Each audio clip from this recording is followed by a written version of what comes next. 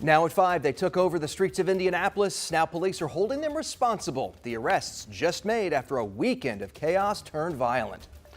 And adding cameras to IMPD's patrol cars. How this new system will not only help Metro Police, but the community they're sworn to serve and protect. And we've been waiting weeks for it. A cold front is finally on the way. We've got some cooler air coming towards central Indiana. Live from Indy, you're watching 13 News.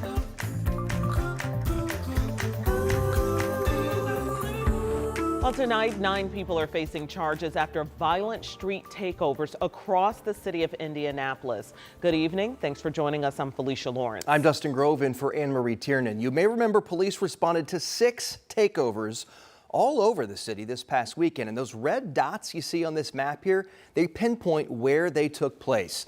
Our Samantha Johnson spent the day looking into those arrests. Yeah, and she joins us in studio tonight with a look at the charges those folks are facing. Yeah, a wide variety of charges. We know they range from criminal recklessness to resisting law enforcement. One person facing a gun charge, another charged with level 5 intimidation after taking a baseball bat to a police car, and another person involved in these street takeovers doesn't even have a valid driver's license. Now, all this comes after those 6 street takeovers like this one just this weekend.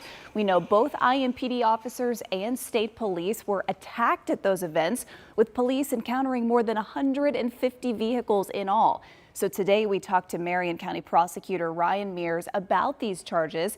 He says these takeovers are more than a nuisance, and it's about more than just the safety of the people involved.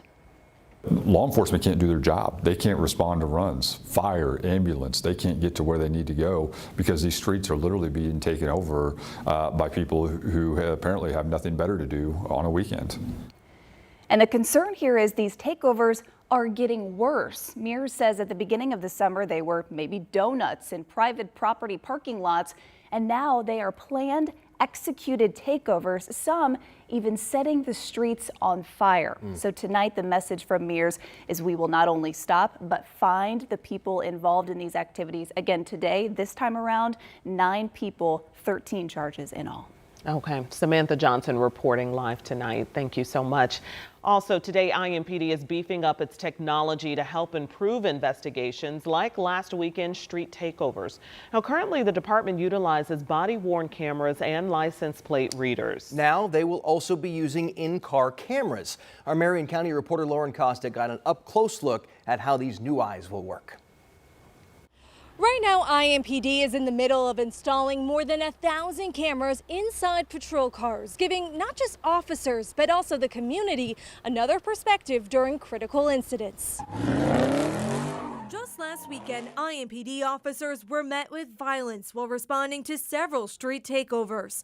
And evidence of the chaos can be heard on those officers' body cameras, but not seen. Something the chief says these in-car cameras would fix. So you would have had a front row seat about those attacks on officers. This week, IMPD is speeding up its process of installing new cameras in 700 of its marked cars. Each car will get 2 cameras, prioritizing traffic and district cars. One camera is positioned in the front, facing outward, giving the officer's viewpoint. The other is positioned in the back seat, giving a view of a suspect or prisoner being transported. And as of today, we have installed more than 200, and we continue each and every day adding to that number.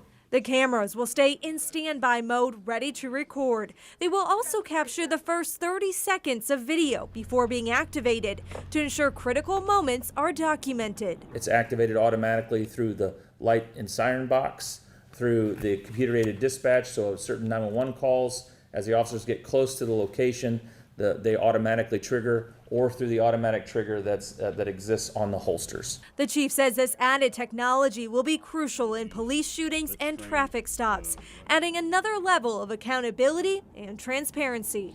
The chief says these cameras can also be used in court to offer another perspective and act as a digital witness in cases.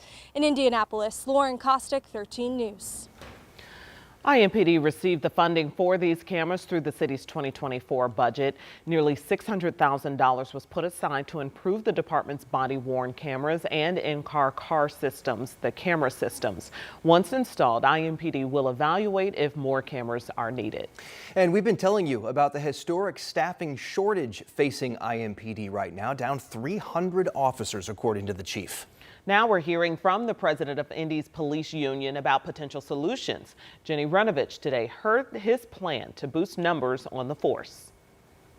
Well, the head of Indy's FOP calls staffing at IMPD a crisis. And he says in order to keep cops and recruit more, they need better schedules and better pay. I think the largest police agency with the most responsibility in the state of Indiana should be the top paid in the state of Indiana. Otherwise, just purely on market principles, you're not going to attract the best and the most talented that you need. Operation Firewall, as he calls it, also calls for having Indiana State Police patrol Indy streets right alongside IMPD until staffing numbers are back to normal. We'll take a look at how that would work tonight at 6. In Indianapolis, Jenny Runovich, 13 News. We'll see you at 6, Jenny. Thank you. Tonight, 5 people are in the hospital after a 3-car crash. It happened around 1 this afternoon near North High School Road and West 52nd Street.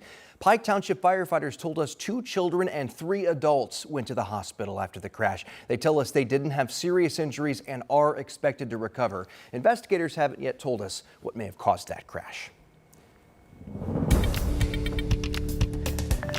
It was another kind of hot day out there across central Indiana. We were mostly clear.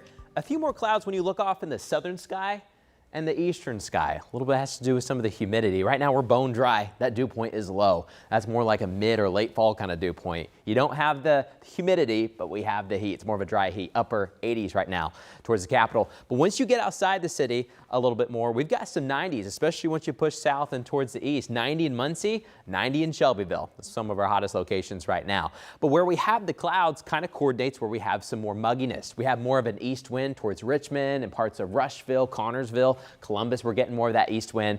And because of that, that's where we have some of these puffy clouds. But coming up, we've got a break in this forecast. It's been so hot and so sunny for a while. We've got fronts on the way. We're going to let you know when they're going to arrive and when they could bring some rain coming up.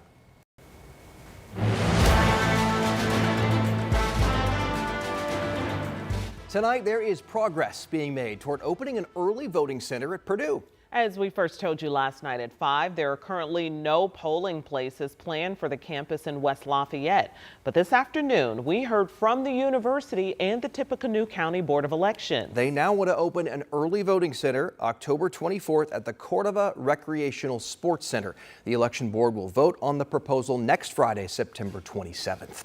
Tonight, the Indianapolis Department of Public Works is renewing an initiative to improve roads in residential neighborhoods across the city. Some homeowners say the work is long overdue, and Matthew Fultz shares what areas will benefit from it. Work is now underway at 30th and Temple on the city's east side as Indy DPW crews prep for new asphalt to be laid down later this week. For the past 6 years, we've had our own in-house crews at DPW who have been able to address residential needs on a small scale. Just last year, for the first time ever. Now DPW is pushing to work with city councilors to improve residential streets in their districts, such as District 8 here in the Martindale-Brightwood area. I really appreciate that.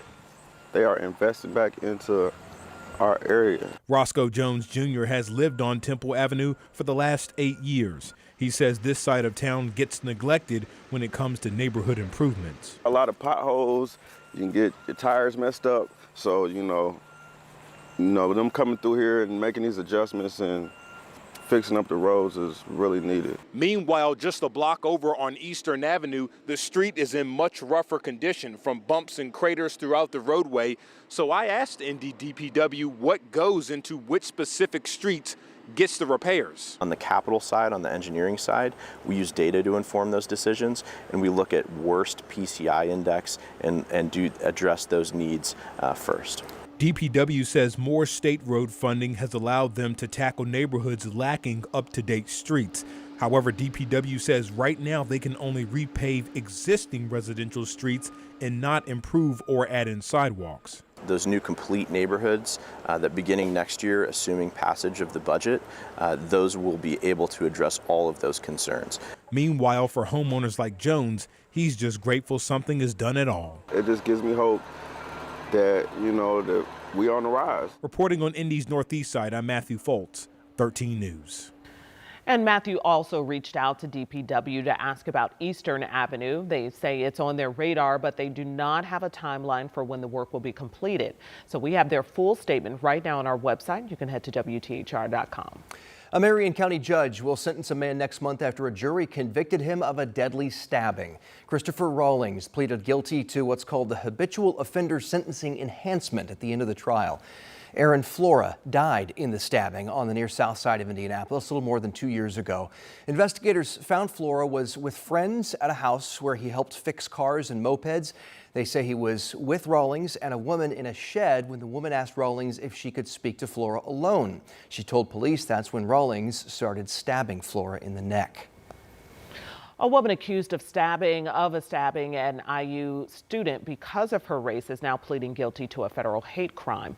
Billy Davis admitted to stabbing the 18-year-old woman who is Asian while getting off a bus near the IU campus. A federal judge will sentence Davis in December. She faces up to 10 years in prison. And developing tonight, a northern Indiana coroner has identified the woman and 3 children found dead in a home. The Noble County coroner didn't say how they died, but the coroner identified them as 32-year-old Rebecca Hughes and 3 little girls, all between the ages of 5 and 8. Police found their bodies when they went to the house to check on them Tuesday morning.